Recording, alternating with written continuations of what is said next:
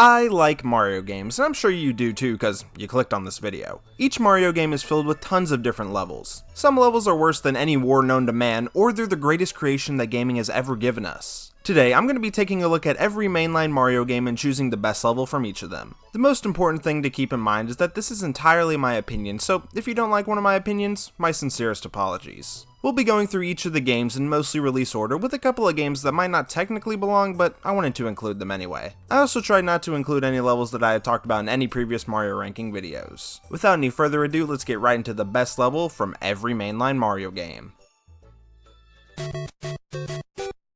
The original Super Mario Bros. Doesn't really have a ton of amazing levels. I would have definitely picked 1-1, but due to the rules established in the intro, I cannot. Instead, let's go with 4-2. This level is just super fun to run through. There's tons of Koopas for you to stomp on and piranha plants for you to take out with some fireballs. The absolute coolest thing about this level though is the multiple secret exits. Of course, there's one right behind where you would normally go back to the surface. You can get there by running across the top of the screen, and there will be a pipe on the other side taking you all the way to World 5. Right before the first piranha plant though, there's some blocks that you can hit, with one of them containing a vine that takes you to a secret area with some mushroom platforms. At the end of the section, there's 3 pipes taking you to either World 6, 7, or 8. Getting a decent reward for exploring is always nice, and really makes 4-2 the best level in this iconic game.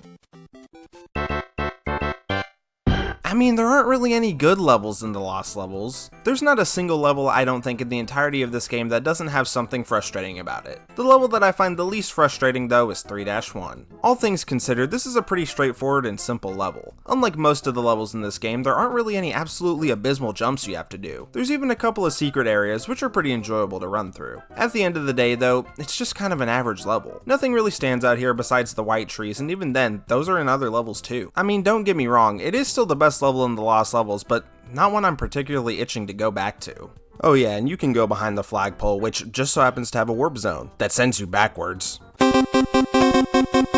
Super Mario Bros. 2 USA gave me a little trouble finding its best levels since all 4 characters play so differently. In the end, I went with a level that I honestly think is going to be pretty controversial, and that's 5-1. This level just has so much charm that makes me love it. Most people are probably going to play Peach in this game due to her floating mechanics, and she's super fun to use in this stage. You'll spend most of the level in an underground area, platforming across logs that fall down some water, and in other cases, some trouters which act as fish. Once you get past that, you can go through a door taking you to a boss fight against a white birdo to end the level. This is also one of the shorter levels in this game, but I think that helps it out a lot. Nothing really overstays its welcome, and it's easily one of the most fun levels to run through in the game. This is the one video where I'm actually going to refrain from talking crap about Mario 3. Giant Land as a whole is probably my favorite world in the game, and 4-6 is my favorite level from the world. Scattered throughout the stage are doors that swap whether all the enemies are giant or not. I just think that this is such a charming feature. A lot of the more simple levels in these early games are the ones that end up being better in my opinion. There's just so many levels that try to do too much, but a classic giant enemies level with a slight twist ends up being the best level in Super Mario Bros. 3. Super Mario Land doesn't really have a lot of options to choose from, nor too many levels that stand out. The best stage though, 2-3, is pretty unique as you just ride around in a submarine while shooting enemies. While it is a change from the normal platforming style, I think it works well here. I wasn't the biggest fan of the same kind of style in the final level, but I just find this level to be both harder and more fun. The boss of the stage is Dragon Zamasu, and while the rest of the stage I find pretty challenging, the boss is pretty easy. 2-3 ends up being a surprisingly fun level, even though it changes the way you play the game drastically. Super Mario World is easily my favorite 2D Mario game, and in my opinion, its best level is Donut Plains 1. This level introduces the Cape Feather, which is easily one of the most fun to use power-ups across the entire series. The level also introduces the keys that you can use for secret exits. I've talked a lot about magic and charm in levels, and this one does that so well. There's so much to explore in this one little level. Flying through the skies with the Cape Feather is super fun, and all the stuff going on the ground is great too. There were so many levels for me to choose from, but Donut Plains 1 perfectly shows off why this game is so beloved. Gosh, I love Super Mario Land 2. There's so many memorable stages like the Mario Ball level. While that unfortunately isn't the best level, Mario Zone Stage 4 takes the cake for the best level in Super Mario Land 2. I mean, just look at this place. You're literally walking on Legos. There's also tons of moving spikes to avoid and bullet bills. This all leads to the boss of the level, which is 3 little pigs. You just have to jump on them each 3 times, and while it's pretty simple, I find the boss super fun. Each of them moves slightly differently, and it can be a little challenging if you aren't careful. So many Mario Land 2 levels are able to be so charming and memorable, but for me personally, Mario Zone Stage 4 is just a step above the rest. Okay, I know I said Super Mario World is my favorite 2D Mario, but Yoshi's Island is in a super close second. It's got such a unique feel to it, with each level feeling completely different from the last. 1-7 Touch Fuzzy Get Dizzy is one of the most joyful levels I think I've ever played. For starters, the music here just makes me so happy as you explore the forest while you eat enemies and throw eggs. But the fun part of the level comes from when you meet the fuzzies. When you touch one of these little guys, Yoshi pretty much gets high. The screen ends up all distorted and moving around feels pretty weird. While this might seem like a negative thing, it's actually pretty fun to mess with. It also really helps that there aren't any hard jumps or anything while this is happening. Yoshi's Island was another tough game for me to pick because of the vast amount of amazing levels to choose from, but Touch Fuzzy Get Dizzy is the best of the bunch.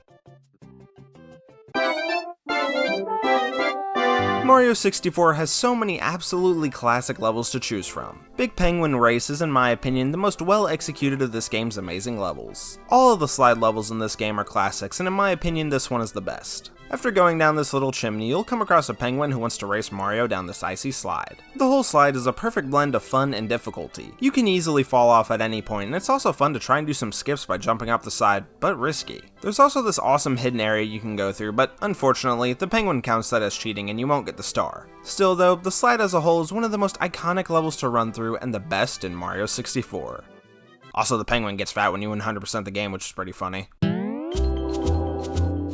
Super Mario Sunshine doesn't have nearly as many classic levels, but it's still got some pretty fun ones. I know some people hate this mission, but I've always loved the Manta Storm. It's one of my favorite 3D Mario bosses, as you just have to spray water at the manta ray. When you do so, it'll split in half and get smaller. It'll do this a whole lot until there's a ton of tiny manta rays gunning it for Mario. If you're really comfortable using FLUDD, then this level is extra fun. Using the shotgun spray mechanic is especially satisfying. I just always have a great time doing this shine. While it's just a simple boss fight, it's easily the best one that this controversial game has to offer.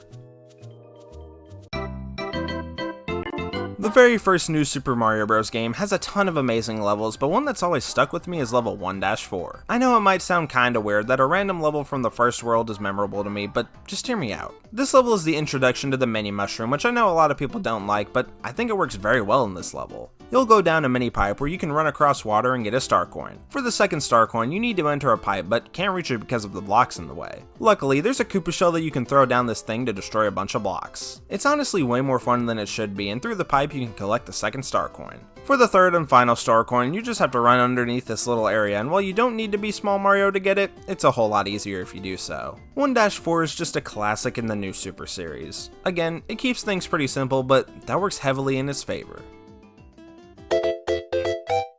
I mean, there's just so many amazing levels to choose as the best in Super Mario Galaxy. Spoiler alert for when I eventually do a Mario Galaxy Galaxies ranking, but Toy Time Galaxy is easily one of, if not my absolute favorite galaxy. It's also home to the best star in the game, being Heavy Metal Mecha Bowser. Toy Time Galaxy is filled with so much whimsy, and man, I get so much nostalgia for this place. The first planet just has a couple of trains taking you to a launch star. The next planet has quite a bit to explore, but your main objective is to uncover this launch star. That launch star then takes you to a planet where you get to use everyone's favorite power-up, the Spring Mushroom. Now I know people really aren't the biggest fan of this power-up, but I think it shakes up the gameplay in a super fun way. After that planet, you get to use the Spring Mushroom once more before finally making it to Mecha Bowser.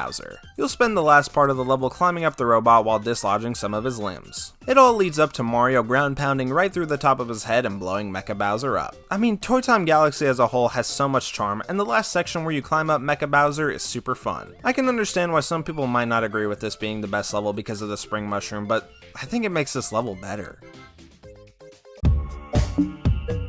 Time for my favorite of the new Super Mario games. The spine coaster levels in these games, while glorified auto-scrollers, are always super fun. 8-7 from this game just so happens to be the very best version of these spine coaster levels. This level is very hard since there's a ton of lava around that can one-shot you. It's also super fast-paced, and the star coins in the stage are super stressful to collect. There's two different major sections, with the first half of the level being in a cave and the second half being outside. Towards the end, you'll even have to deal with two spine coasters at once. This level, pun intended, is a stress-inducing roller coaster ride that I love to death.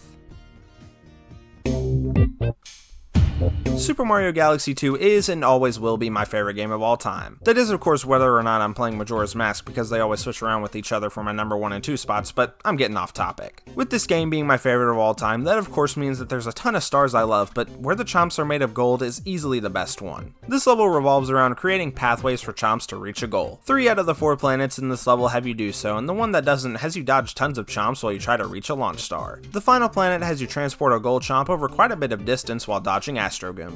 I mean, you can take them all out before to make things a lot easier, but where's the fun in that? In a game filled with so much creativity, where the chomps are made of gold still somehow manages to stand out. While I love Super Mario 3D Land, there weren't a whole lot of levels that I immediately thought would be the best. In all honesty, I almost picked the Zelda top-down dungeon style level that is 5-2, however, at the end of the day, 3-4 won me over as the game's very best. This level revolves a lot around balancing on tightropes while jumping over fuzzies and avoiding wrecking balls with spikes. Yeah, one thing makes a lot more sense than the other in this snow level. What I really like about this level though are the star medals, especially the last one. There's this block with wings on it that you can ride all the way to a star medal. It's simple, but stands out. There's also a secret area that you can reach up in the clouds to get another star medal. Sections like those are seen in other levels, but I just really like how it's hidden here. In a game where there aren't too many memorable levels, I've always had a soft spot for 3-4. With some great star medals and a fun challenge, 3-4 is able to make an impact and be the best level in this underrated game.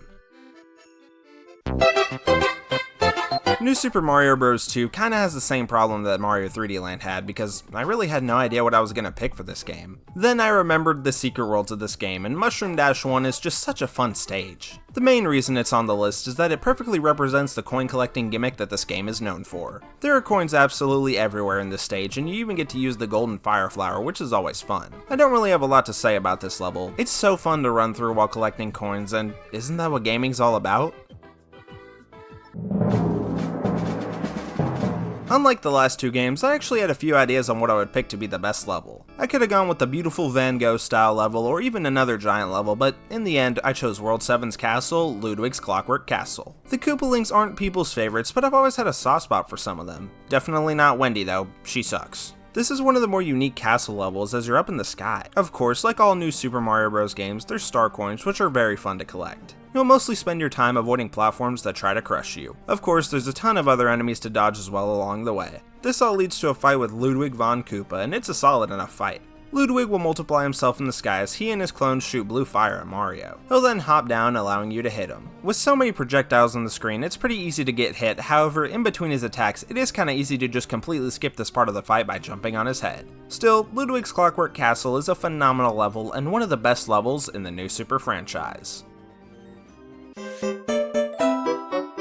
Just like how I picked 2 levels to be the worst in the last video for Super Mario Bros. 3, I actually have 2 levels I want to talk about for 3D World. First, let's talk about a more non-traditional level being Mystery House Marathon. I won't spend long on this, but it is the ultimate test in green star collecting. You'll have to collect 30 different green stars while completing little challenges. These can range from being super easy like defeating a few Koopa Troopas or skating on slippery ice. This and Champions Road are super fun challenges, but since this isn't a traditional level, I don't think it can necessarily be the best. Now let's talk about a more traditional level being Mount Must Dash. Everyone loves Mario Kart, so putting a heavily Mario Kart inspired level into a 3D Mario game is of course going to be amazing. You'll be constantly going across boost panels while making fun jumps and sliding down slopes. Like all levels in this game, there's green stars and a stamp to collect, and man, those green stars are pretty fun.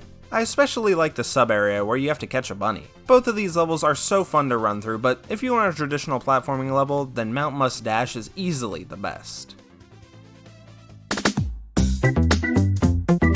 Now it's time for everyone's favorite Mario game, Super Mario Run, said no one ever. 1-4 or the first castle is one of the more fun levels in the game. While I don't like the actual gameplay of Mario Run, I think this level does a great job with it. This level mostly has you climbing at the top of the screen or taking your time trying to avoid some lava bubbles. At the end, you get to fight Bowser the same way you would in the original Super Mario Bros. I still don't love this level, but it's got a couple of fun moments in this otherwise pretty unfun game. There's tons of memorable moons in Super Mario Odyssey, but in my opinion, the cream of the crop is a traditional festival. This mission acts as the end to the Metro Kingdom segment of the story. It's pretty much an entire 2D section with so many references to the original Donkey Kong, all while Jump Up Superstar is being sung in the background. Right before you get the moons, there's one big final stretch where you actually get to fight Donkey Kong as he launches barrels at you. This is an absolute masterpiece of a level that really doesn't need any explanation for being the best moon in Mario Odyssey. Since there's so many moons, it wouldn't surprise me if people disagree with it being the best, but you gotta admit, it's easily up there. Super Mario Maker 2's story mode has so many well-designed and creative levels. One of the best and most replayable, though, is the Keymaster. This level has you go around collecting keys while completing puzzles using POW blocks, P-switches, or springs. There are a total of 8 different keys for you to collect, however you only need 4. If you do collect all 8 though, you'll get a secret ending, which is pretty awesome. My favorite of all the rooms is actually found at the very beginning, where you have to throw a POW block into a clown car. All of the challenges are really fun, and in a game like Mario Maker, the Keymaster can easily inspire the player with these puzzles. For having so much to explore plus a secret ending, the Keymaster is without a shadow of a doubt the best level in Mario Maker 2. Bowser's Fury for the most part has very similar cat shines, just in different areas. That made it difficult to choose the best cat shine, but I settled on 5 cat shards at Pipe Path Tower. Pipe Path Tower is composed of tons of clear pipes, and that's how you navigate around this place. You'll also have to use the Fire Flower in some spots to get rid of things blocking the way to some cat shards. There aren't really many cat shines in this game that are super memorable, but rather the locations themselves are. Pipe Path Tower was one that I've always been a fan of, and collecting its 5 cat shards is pretty fun. For the final game of this video, let's take a look at Super Mario Wonder. The final test badge marathon is the ultimate test of everything you've learned in Mario Wonder. There's a bunch of different sections, with each of them forcing you to use a different badge. I love this level's challenge so much. It's by far one of the hardest Mario levels, but its challenge is so fun. I didn't even originally use many of the badges on my first playthrough, and having to learn how to properly use all the badges was very rewarding. The only frustrating part about the level is the very last section where you have to use the invisibility badge. It's not really as bad as you would think, and it's so satisfying once you reach that flagpole. The final test badge marathon is easily a top tier Mario Wonder level. For having such an amazing challenge and feeling so rewarding, it's my pick for the best level in Super Mario Bros. Wonder.